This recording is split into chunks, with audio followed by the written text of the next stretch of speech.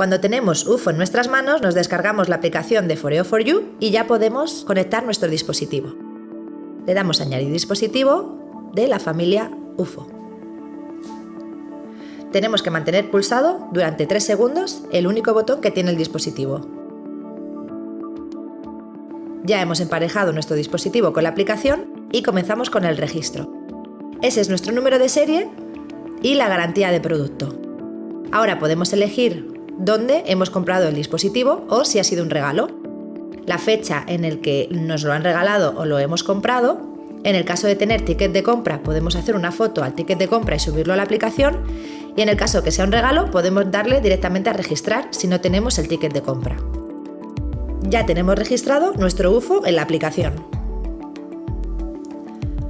Ahora, si vamos al perfil de nuestro UFO, podemos ver las diferentes opciones del menú. En información del dispositivo podemos ver el número de serie y la garantía de producto.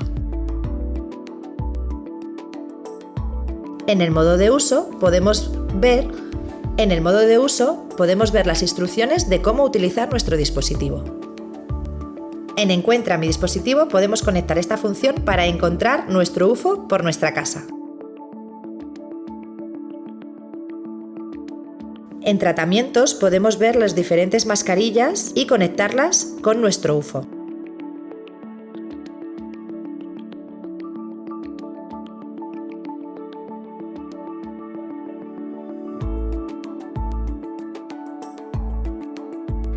En configuración podemos ver las diferentes mascarillas que hemos emparejado con UFO y en qué posición están guardadas.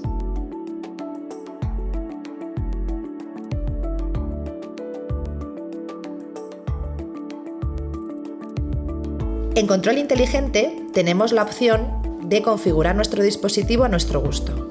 Podemos poner la luz LED que más nos guste y la intensidad de las pulsaciones sónicas, más fuertes o más suaves, según nos guste.